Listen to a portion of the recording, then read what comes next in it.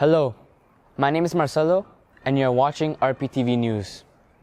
In this exclusive RPTV interview, reporter Dmitry Martinovich sits down with photographer David Zapparoli and educator Donna Paris, the visionary artists behind the Black in Time installation at Nuit Blanche. David and Donna speak about the personal motivations that inspired their project on how it builds on themes of identity, history, and representation. Elements already central to their individual artistic practices. Join us as they explore how Black in Time seeks to reclaim and amplify the stories of Black Canadians, inviting audiences to engage with history in a deeply personal and meaningful way. Now, let's go to the interview.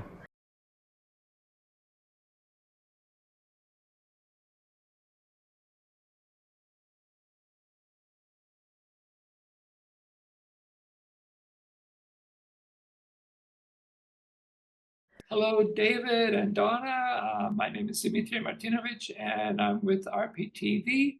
And today we're going to be talking to you about your upcoming installation at Nuit Blanche for this year, which will be taking place at the Daniel Spectrum building. And so I wonder if I could ask you to introduce yourselves and give a description of your individual practices and then how you came to be working together.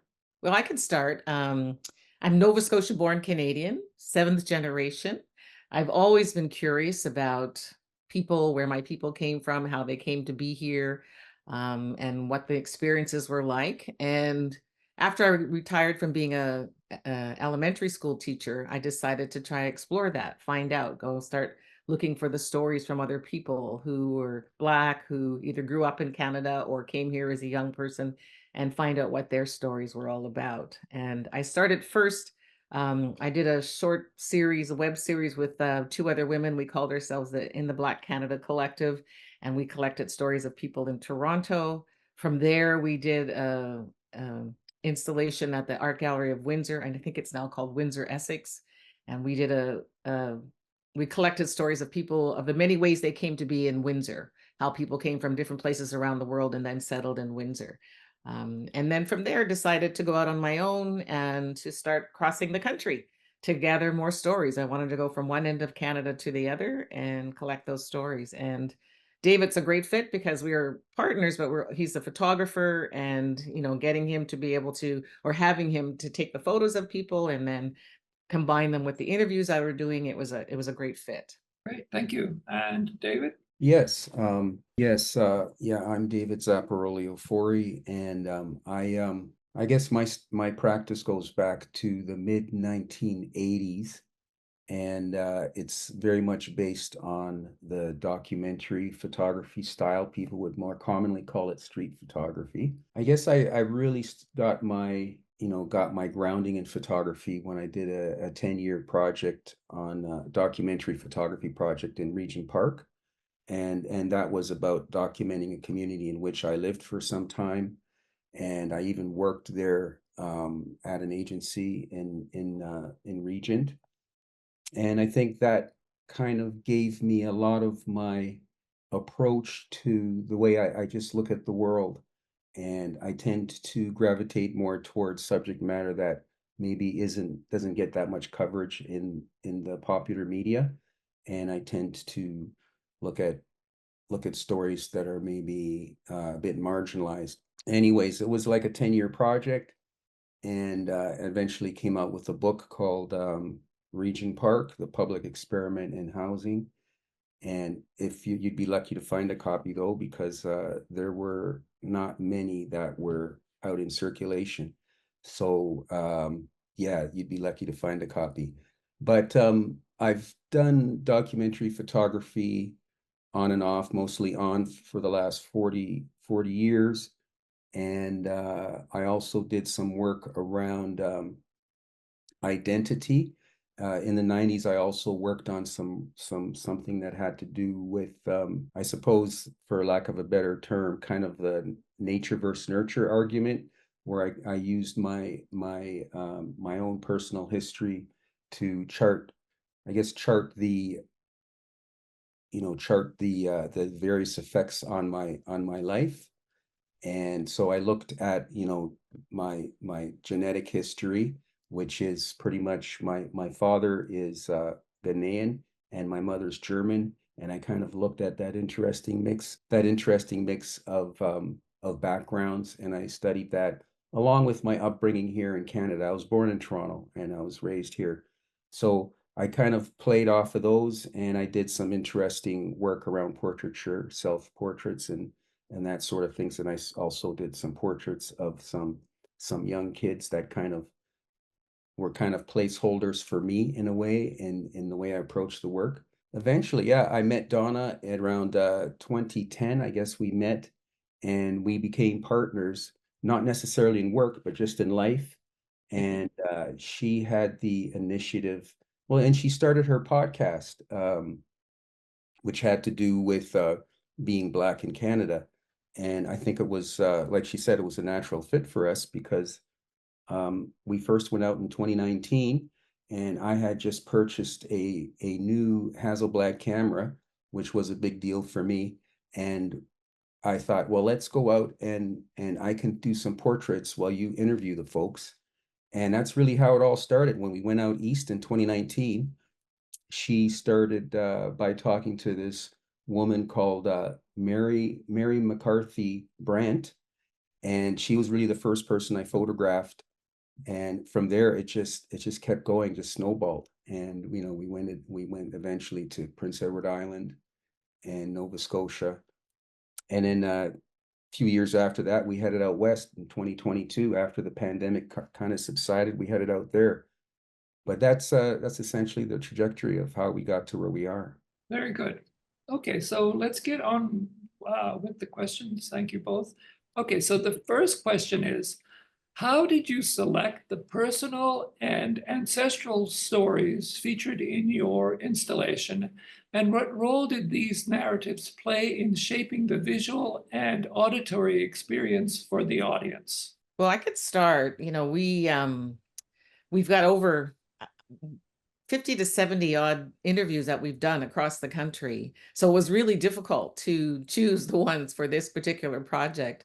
I mean, the country you've seen, I don't know if you've seen the image of what we're going to be presenting. Right. It's a full map of Canada, and it's filled with the images that David took. There's 18 people, I believe, on the image. So we had to make a decision out of the 50 to 70 we've got down to 18. And so we really had to listen. For me, it was listening to the stories that were really going to resonate with people, that other people coming to listen to them would be able to identify with, and maybe have them think about their own story. Maybe it would be a connection to their own experience. So for me, it was hard to decide. All the stories are compelling and the people were wonderful who we interviewed, but we had to make a decision because there's only so many people we can fit on the map of Canada. So I don't know if David wanted to say more about that. Yeah.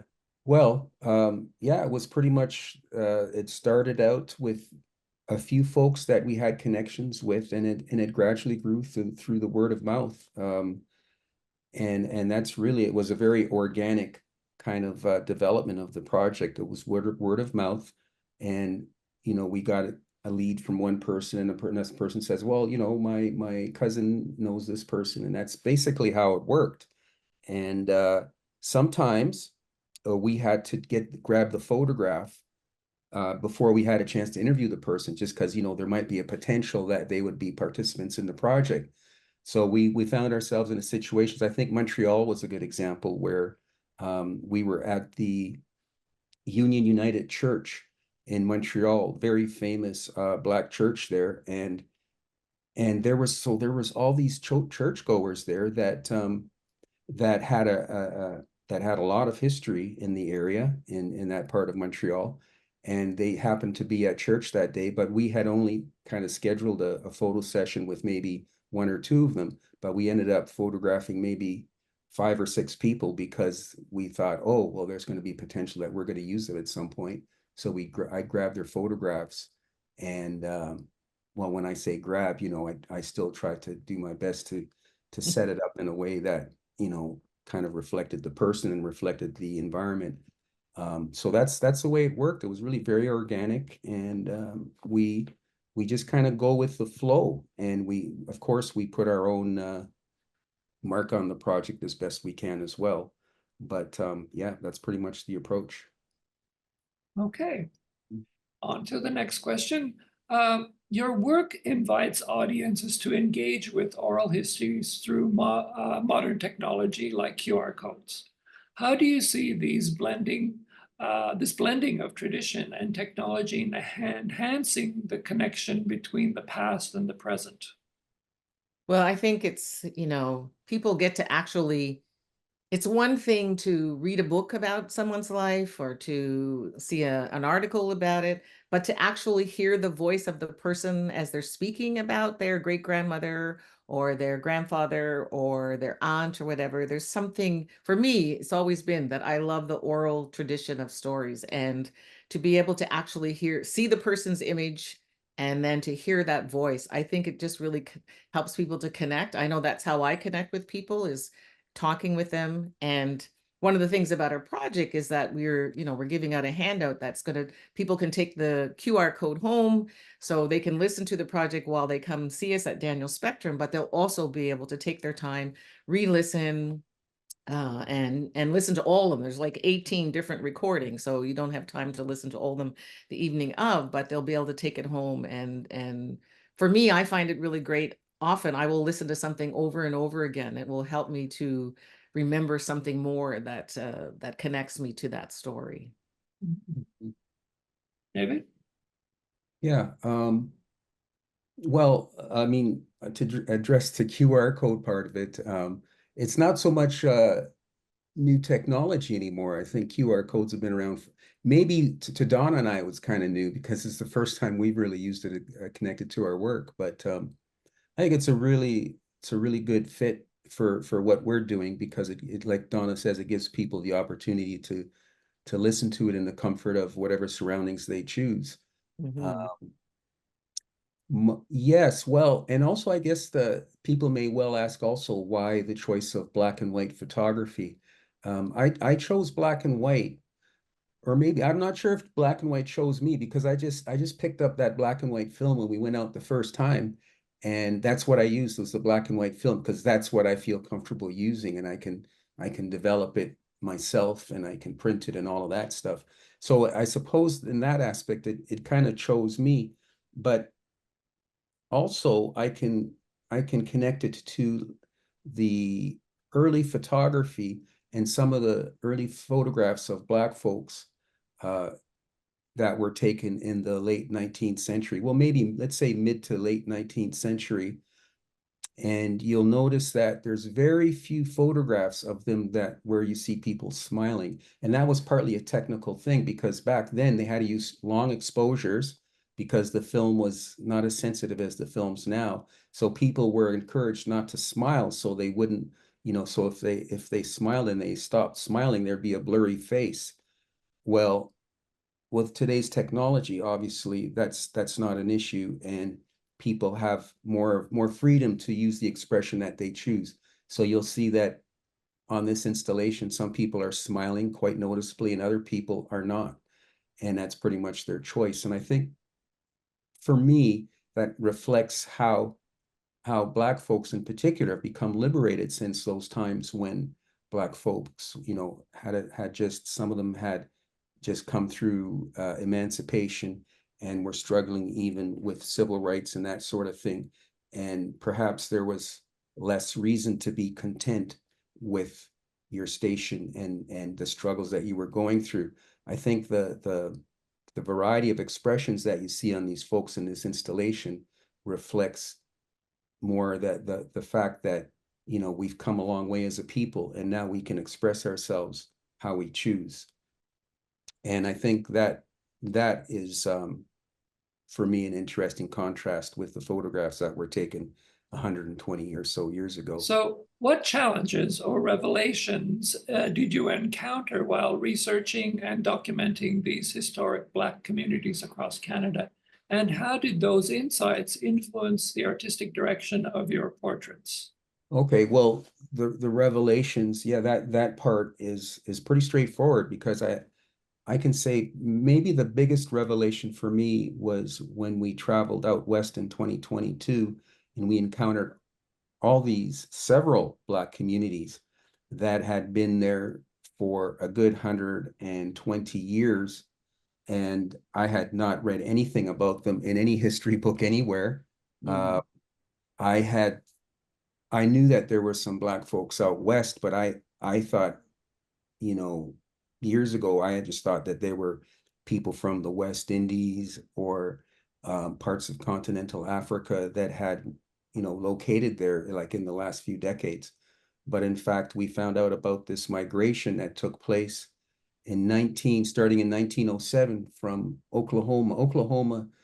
The state of Oklahoma, got its statehood in 1907, and what happened with that is that soon afterwards, they instituted all these Jim Crow laws that made it very difficult, next to impossible, for Black folks to have property, to own a business, and to live in any sort of security. So a lot of folks decided to pack up and they came to Canada.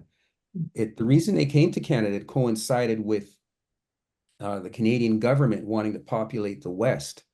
And so they sent all these advertisements, not only to Europe, but also to the parts of the US. But they did not expect an influx of Black settlers to come up from the States.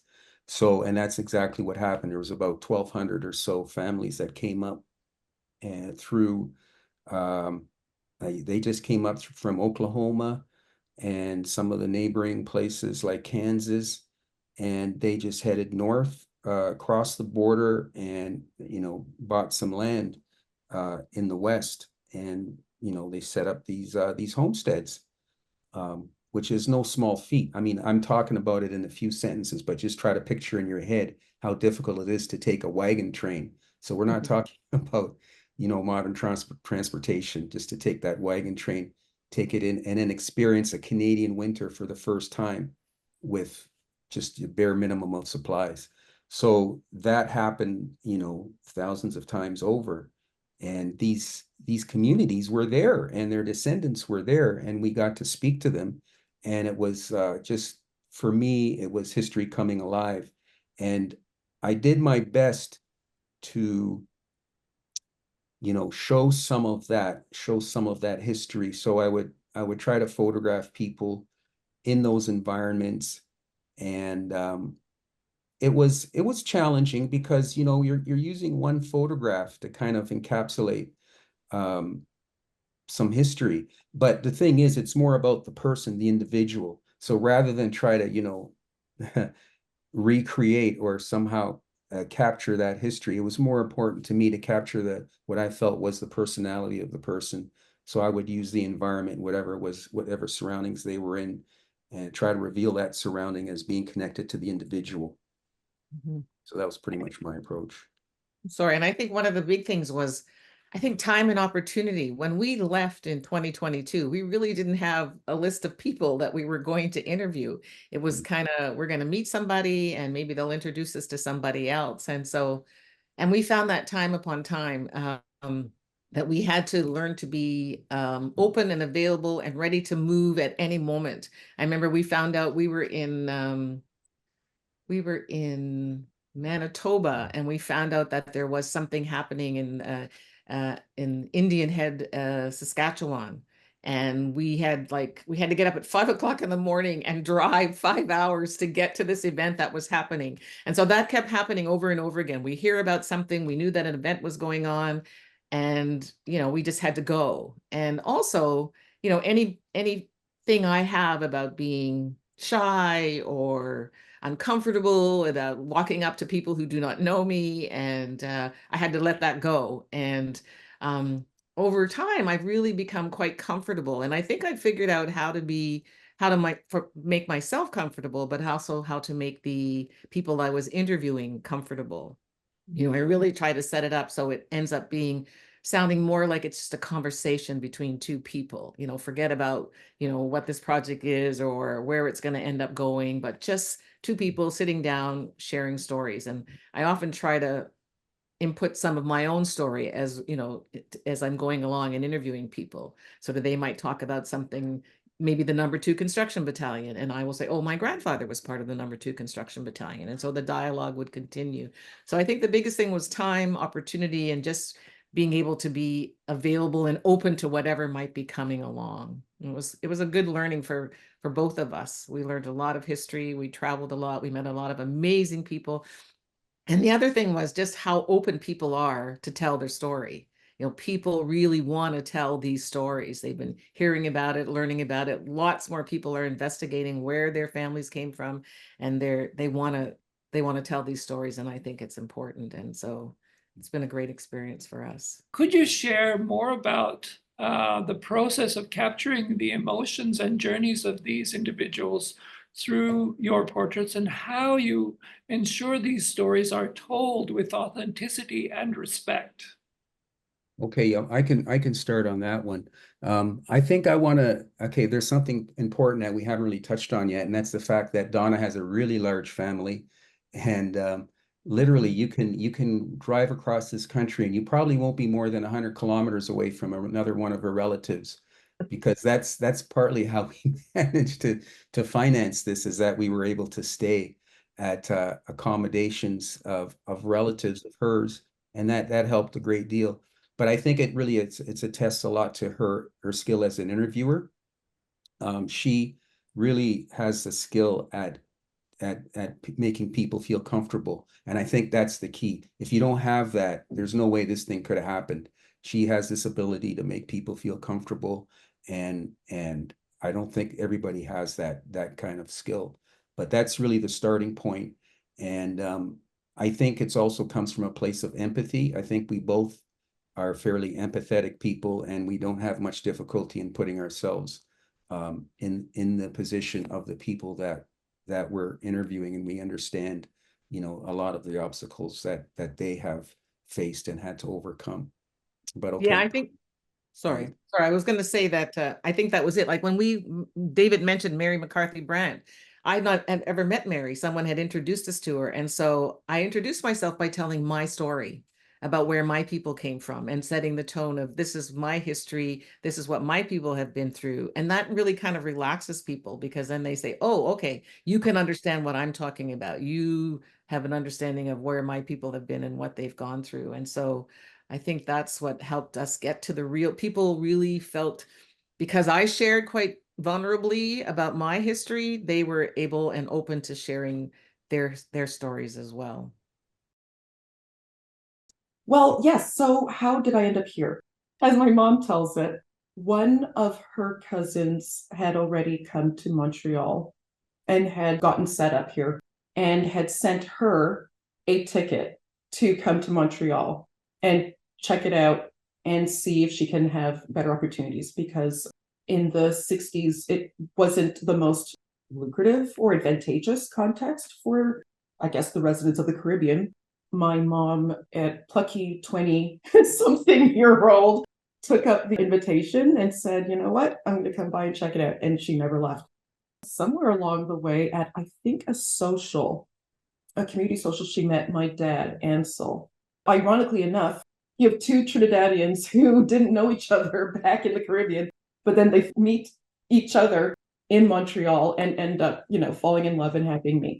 That's really the gist of it. Just looking for opportunities to make it in life and be comfortable. I talked in the book about actually having to stand up in school and read racist material or sing some of the old slave songs, or the old songs from the South. They weren't always slave songs. Some of them were just Southern songs where they talked about all the darkies, things of that nature. So the recess bell rings, and lo and behold, the white students now have all kinds of new ammunition to throw at you. So now you're little black Sambo, or old black Joe. Ugh. Well, I mean, there's the hurt and the pain, we know, and a lot of it we internalize. And at some point you start thinking, well, maybe I'm not as good. It's not a good thing to say, but I think we do internalize it sometime. You got to fight it. You got to fight against it and break out of that internal struggle. But sometimes we feel that, right? what it does, it's hurtful. It's very hurtful. You know, when everybody in the class gets invited to the birthday party, but you're told you can't go because you're colored, or you can't play in my yard because my parents don't allow black or colored children, Negro children in my yard. It's very hurtful. Anything else to say about this last question? You were asking about how the portraits tell the Yeah, story, wasn't yeah, it? yeah. So it was about how you were able to maintain and convey the sense of authenticity and respect for your the people that you interviewed and their stories. Yeah, well, what's interesting about this installation is that the portraits that you see, they're kind of they're very much cropped close to the person's head, so you don't get to see much of the environment. When I took the original photographs, there was substantially more of their surroundings that one could see. For instance, well, I think some of the backgrounds come back better than others. For instance, the one gentleman, Kimball, who you see positioned in the northern part of Quebec, he has a church window in the background, and you can't really make out so much what it is in that photograph. But in the original one that I took, you could see that he's standing beside a pew, and that there's a church window behind him with it's very ornate. And so you can tell that the church is a substantial part of his life, and it comes through more in that photograph. Where in these, you're not going to get that many clues.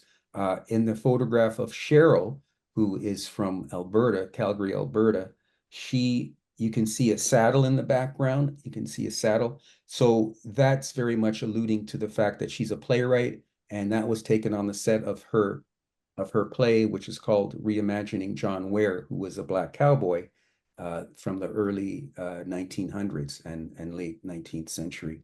So some of them, yes, they will reveal some of the character and the background of the person, but most of them won't, because they're so closely cropped. And that's part of the reason why we're looking for to exhibit the work in another format, so that it can show a little bit more about each person. And also we want to be able to have more exposure to some of the interview material that Donna has recorded. So we are, hoping that Nuit Blanche will lead to other opportunities, and that's really part of why we're doing it. I Okay. think too that, sorry, I just want to add a little piece of, I did a lot of research. If I'm going to interview someone, I do a lot of background research. And so I learn a lot about them. And then I also do a pre-interview, and I ask them to share with me information about their grandparents or great-grandparents, what they know. And then from what they tell me, I put together the questions that I'm going to ask them.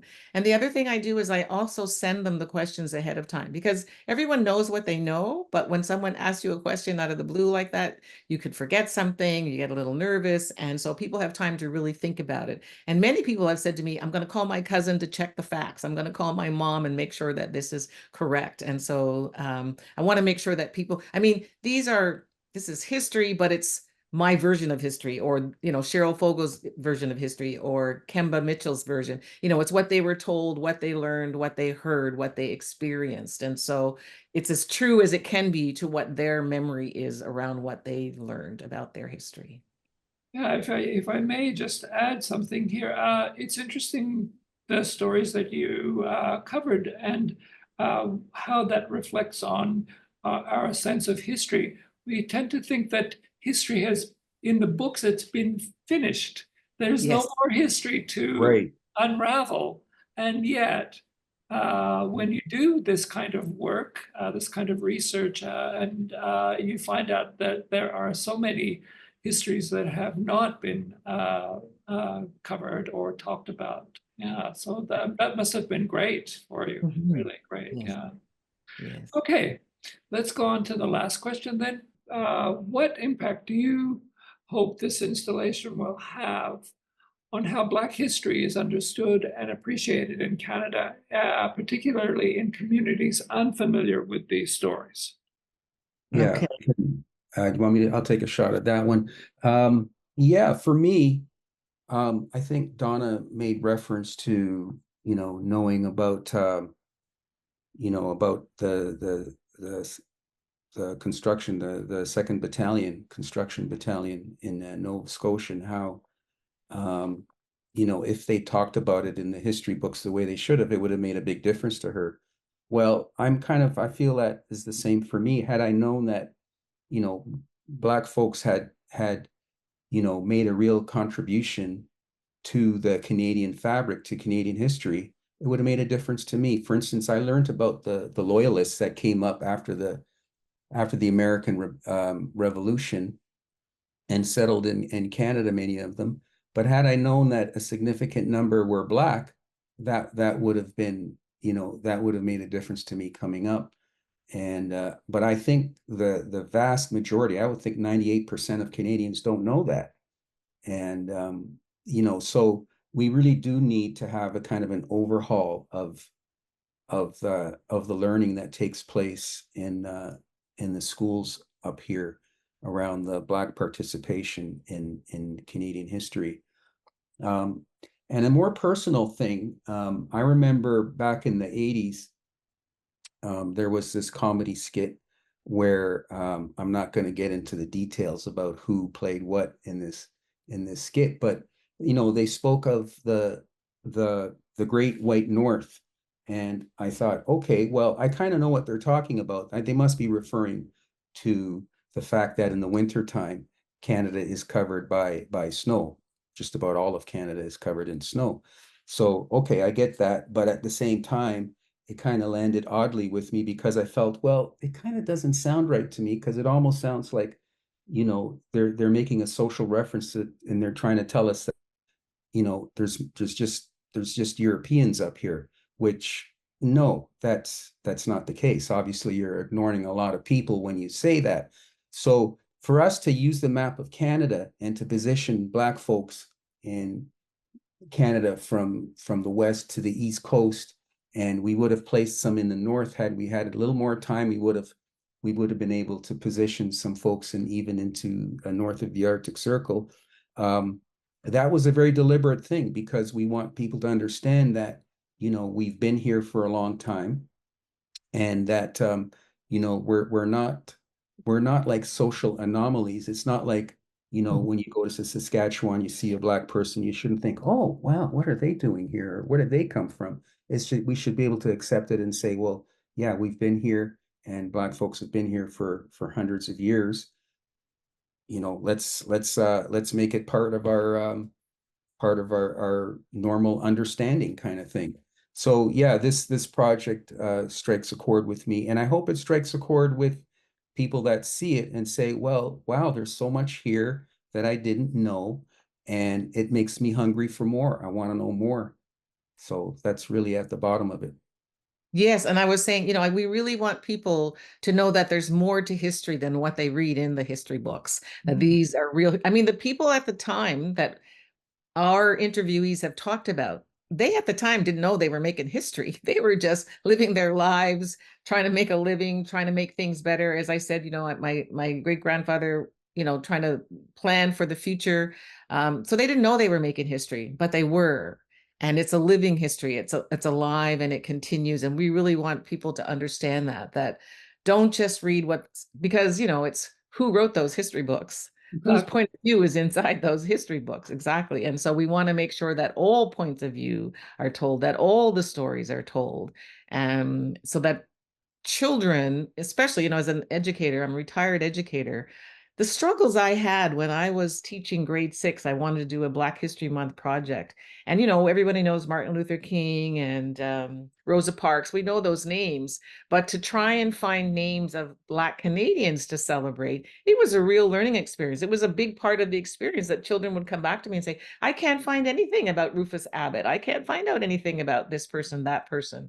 And so, to be able to, as an educator, to go to an archive that has stories from all across the country, that would be amazing to be able to have that kind of resource, to have a place to start. Because I know that teachers are trying to teach about Black history more than about enslavement and the Underground Railroad. They want to know more, but where do you find it? It's not in the book. So this is our way of trying to say, and we're not the only ones. Lots of people are doing lots of work around uncovering Black history in Canada. And we want to make sure that that story is available and open and part of the ongoing learning experiences of children in school. Yeah, I wonder, so here's another question. I wonder if you could perhaps reflect on the idea and the location that your installation is going to have here in Regent Park, with its own history of Black people and people of color. How do you think the installation taking place in Regent Park will play into those discussions? Well, I think David, having grown up there, he could speak really about that, what that means for him. It's like a full circle moment for him to be presenting there. Yeah, well, that's true. Yeah, I spent much of my teenage years there, kind of thing, and yeah, so I was subject to a lot of the prejudices that were swirling around public housing and that kind of thing, and the way employers kind of regarded young people from Regent Park. It wasn't always that easy to find employment and that kind of thing. And I was very much aware of the stigma about living in a public housing community. So I've kind of like from the beginning of my documentary photography career, it's played a large part in my development as an artist, if not the largest. I've spent a substantial amount of time there getting to know the folks and the community.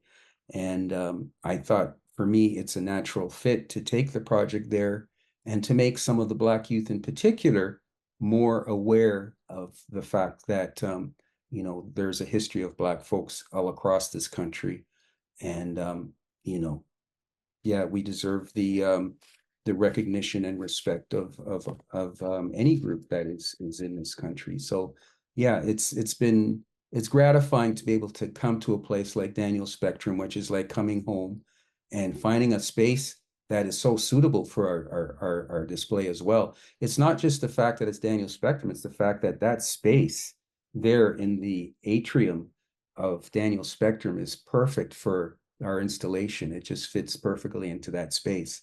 So I'm really looking forward to seeing how people receive it in that area. I think also the other piece is that, if you were to look at the population now in Regent Park and other surrounding areas, the Black and brown people who are there, it's a lot of people who've come from the continent of Africa, people who've come from the Caribbean. And I think that a lot of people who come here who are unlike my family, who've been here for 7, 8, 9 generations, don't have an understanding of the Black presence in Canada for that many years. It's awful, but there's a way that people who come from the continent and from Caribbean islands are pitted against people who've been here for many years. It's kind of, they look at us and say, well, what have you been doing all this time? How come you're not further ahead?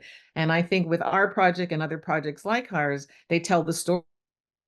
Well, this is what's been happening. A couple of thousand of us wanted to come up from Oklahoma, and they passed an order in council to stop Black people from coming. They made it so that domestic women coming for part of the Windrush and then the domestic scheme, they put such things in place to make it difficult for them to be able to, in Quebec, people are denying that there was ever enslavement happening. So there's all these kinds of stories and the struggle that Black people had who've been here such a long, long time. I think it's really important for the new people coming, for the new immigrants coming, to understand this is the history of what's happened and what we did to make it possible for you to even be able to come here and to have opportunities that you get to have. Not saying that there aren't struggles for people still coming here. There are plenty of struggles, but I think getting to understand the full history of Black presence in Canada is going to make a difference. And and with our project Black in Time, that's going to be part of the Nuit Blanche Toronto 2024, we're really looking at across the country and going back in time to understand the full history of the Black presence in Canada. Great. Thank you very much, both of you. Just again, as always, is there anything else that you think we haven't covered that you might like to also speak about at this moment? I think the only thing I'm hoping that people will come, and I really hope people will come to tell their own stories as well. We see this as an opportunity, not just for people to come and see our installation and to learn about these stories, but to come and tell their stories. You know, we have a handout we're going to give out to people, and it's saying, as you look at the images and listen to the voices, think about your ancestors' journeys and how their experiences have shaped your life and made things possible for you. So we really want this as a jumping off point for people to have discussions and go back and talk with their families about, well, how did we get here, and what was going on, and what was the struggle like, and what was the experience like? Because we all have stories to tell, and all of us have people who came before us who did lots of things to make it possible for us. So we just really hope. I don't know, David, if you have something more to add. Yeah, well, I just want to see, I'm hoping to see a lot of people from, I guess, from my days coming up in the neighborhood. It's also coincidental that on the same day, there is a reunion at Winchester Public School, which is in the neighborhood, 150th anniversary. So I plan to show up there and encourage people to come down. People that I haven't seen in decades, hopefully, will come down and get a glimpse of the installation. Yeah, looking forward to it. And I think we're going to make sure that we appreciate the people at Nuit Blanche for seeing this as one of the stories that was important to be shown at this Nuit Blanche 2024. Great. Again, thank you, Donna, David, and I'm looking forward to seeing the installation. So thank you, and we will be in touch with you. So so long for now, and good luck with the setting up and the installation that night. Well, thanks, Dr. Jay. Yeah, thank you. And yeah, we'll hope to see you there. Yeah, looking forward to it. Yeah. Bye-bye. Don't forget to like, comment, share, and subscribe to our YouTube channel. Go follow us on our social media platforms. And for more information, go check out our website.